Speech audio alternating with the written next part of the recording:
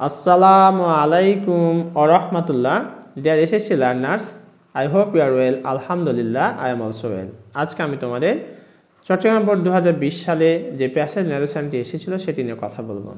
এই প্যাসেজ ন্যারেশনটি করতে গিয়ে আমাদের যে বিষয়গুলি জানতে হবে, বাংলা অর্থটি জানতে হবে, কারণ কে বলছে, কাকে বলছে এটা জানা খুবই জরুরি। পাশাপাশি কোন রুলসের ভিত্তিতে হচ্ছে এবং কিভাবে করে প্যাসেজ ন্যারেশন চেঞ্জ করা হয়, এই সার্বিক বিষয়গুলি আমি তোমাদের এই ক্লাসে বলার চেষ্টা করব। তোমরা ক্লাসটি প্রথম থেকে শেষ পর্যন্ত দেখো, ইনশাআল্লাহ এই ক্লাস থেকে তোমরা প্যাসেজ ন্যারেশনের রুলস পাশাপাশি কিভাবে চেঞ্জ হচ্ছে, কোন রুলসের ভিত্তিতে হচ্ছে, এই বিষয়গুলো তোমরা অনায়াসেই বুঝতে পারবে, জানতে পারবে। তো চলো আমরা শুরু করি। Change the narrative style of the following text. আমরা দেখতে পাচ্ছি এই টেক্সটটি ডাইরেক্ট ন্যারেশনে রয়েছে, তার মানে আমাকে ইনডাইরেক্ট ন্যারেশন করতে হবে। প্রথমে আমরা বাংলা অর্থটি বোঝার চেষ্টা করি। কি বলছি? হোয়াই আর ইউ লাফিং in the class, the teacher said to the girl. শিক্ষক মেয়েটিকে বলল, কেন তুমি ক্লাসে হাসতেছ? I have remembered an interesting incident after you have given the example. তখন মেয়েটি বলছে যে স্যার, আপনি যে উদাহরণ দিয়েছেন, এই উদাহরণ দেওয়ার পরে আই হ্যাভ রিমেম্বার্ড, আমি স্মরণ করেছি, অ্যান ইন্টারেস্টিং ইনসিডেন্ট, একটা মজাদায়ক ঘটনা, after you have given example. অর্থাৎ শিক্ষক যে উদাহরণ দিয়েছে তার উদাহরণের প্রেক্ষিতে বা তারপরেই ওই মেয়েটি একটা মজাদায়ক আকর্ষণীয় একটা ঘটনা কি করছে, স্মরণ করেছেন। What is that said the teacher. শিক্ষক তখন বললেন, সেটা কি? তুমি যে গল্পটা শুনেছ, স্মরণ করছো, ঘটনাটি স্মরণ করছো, সেটি কি? ইট is about one of my cousins who came to our house yesterday. মেয়েটি তখন বলছে, এটা স্যার আমার একটা কাজিনকে নিয়ে যে গতকাল আমাদের বাসায় এসেছিল। ফরগেট ইট, ভুলে যাও, and be attentive to your lesson, এবং তোমার পড়ায় মনোযোগ দাও। এখানে তাহলে দেখতে পাচ্ছি আমরা শিক্ষক মেয়েটিকে বলছে, বিভিন্ন বিষয়ে প্রশ্ন করেছে, আর মেয়েটি উত্তর দিয়েছে। অর্থাৎ প্রশ্নকর্তা এবং শ্রবণকারী দুজনকে আমরা পেয়ে যাচ্ছি, দুজনের কথোপকথন আমরা পাচ্ছি, একজন শিক্ষক, একজন গার্ল। এবার আমরা ইনডাইরেক্ট ন্যারেশন কীভাবে করতে হয় সেটা দেখি। প্রথম বাক্যটি যদি আমরা খেয়াল করি, হোয়াই আর ইউ লাফিং in the class, the teacher said to the girl. আমরা জানি যে ইন্টারেক্টিভ সেন্টেন্সের ন্যারেশন চেঞ্জ করতে হলে ইনভার্টেড কমা উঠিয়ে ইফ অথবা ডব্লিউএইচ ওয়ার্ডটি বসে। তো যেহেতু এখানে ডব্লিউএইচ ওয়ার্ড আছে, তার মানে ইনভার্টেড কমা উঠিয়ে সেটি বসে যাবে। আর রিপোর্টিং ভার্ব চেঞ্জ করে কি বসে? আস্কড বসে। তাহলে খেয়াল করো এখানে, the teacher asked the girl, শিক্ষক মেয়েটিকে বলল, হয়, এখানে যেহেতু হয় আছে, হয় বসে গেল ইনভার্টেড কমা উঠিয়ে। আর ইউ লাফিং ইন দ্য ক্লাস, এখানে খেয়াল করো ইউটা কিন্তু সাবজেক্ট, তাহলে ইউটা কেটে এখানে মেয়েটি, সি হলো, এটা কোন টেন্স?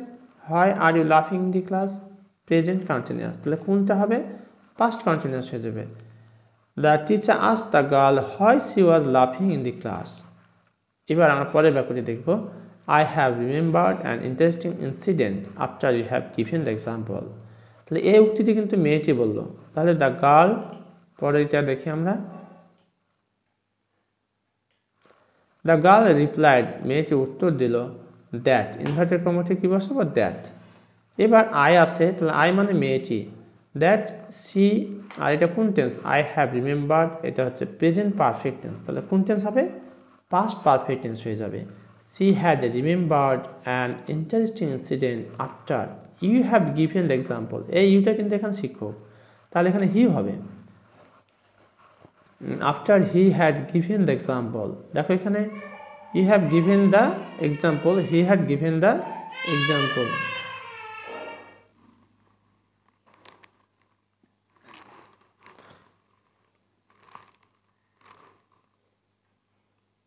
এবার আমরা এর পরের বাক্যটি দেখি, what is that said the teacher. শিক্ষক বলছে, তুমি যেটা স্মরণ করেছো মজার একটা ঘটনা, সেটা কি? এটা শিক্ষক বলছে, তাহলে এখানে আমরা কি লিখবো? এটা যদি প্রশ্ন করছে, এই কারণে দ্য টিচার, পরের বাক্যটি আমরা খেয়াল করি, the teacher wanted to know about that, the teacher wanted to know about that. এটা এভাবে বলা যেতে পারে। আবার তুমি যদি মনে করো যে না, আমি এভাবে দিব না, স্বাভাবিকভাবে করো, সেটাও করতে পারো। তাহলে কি করব আমরা, দ্য টিচার সেডটাকে চেঞ্জ করে আস্কড করব। দ্য টিচার আস্কড, কাকে জিজ্ঞাসা করলো, asked the girl what was that, what was that, আমরা এভাবেও করতে পারি। The teacher asked the girl what was that, এভাবেও করতে পারো, অথবা যেটা করা আছে সেটাও করতে পারো, the teacher wanted to know about that. Okay, এরপরের বাক্যটি এবার দেখবো আমরা। It is about one of my cousins who came to our house study. It is about one of my cousins, এটা আমার এক কাজিন সম্পর্কে, who came to our house study, যে গতকালকে এসেছিল আমাদের বাসায়। এবার আমরা এটার পরের বাক্যটি খেয়াল করি।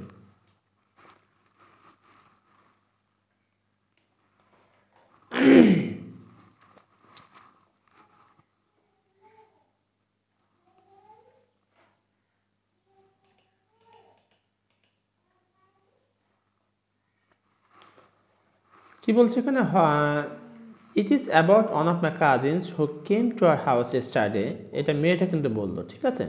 তাহলে সে replied that it was about one of his own, এখানে একটু দেখো, বলছে it is about one of my cousins who came to our house study, এই কথাটা কে বলছে, বলছে মেয়েটা। তাহলে সে replied that it was about one of, এখানে হার হয়ে যাবে,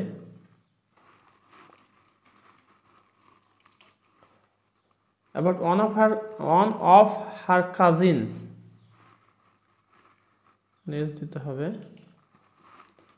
one of her cousins who had gone, এখানে দেখো who came, তাহলে এখানে past tense past perfect হয়ে যাবে, who had gone, come থাকলে go হয় থেকে, এখানে যেহেতু 3 নম্বর ফর্ম হবে, এখানে gone হয়ে গেল, gone to the house, who had gone to their house, এখানে আমরা লিখব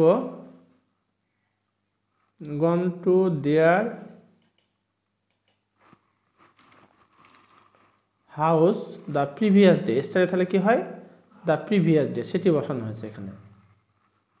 তাহলে এই বাক্যটা যদি আমরা একটু মনোযোগ দিয়ে দেখি সহজেই বুঝতে পারবো। কি বলছে, it is about one of my cousins who came, it is one of my cousins who came to our house study, এই কথাটি কিন্তু মেয়েটা বলেছে। She replied that it was about one of her cousins who had gone to their house.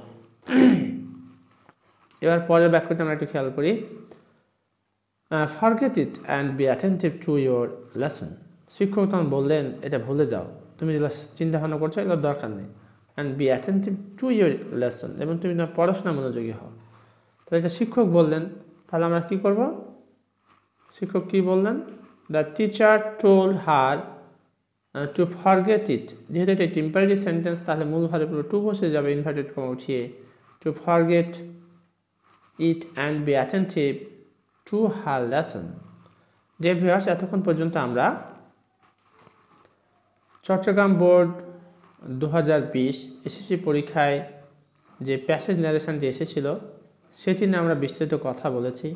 আশা করছি তোমাদের অনেকটা helpful হবে এই ক্লাসটি।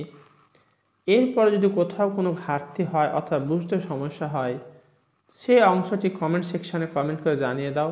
ইনশাআল্লাহ I will try my best to provide your comment reply. Thank you very much for watching this video. Assalamu alaikum wa rahmatullah.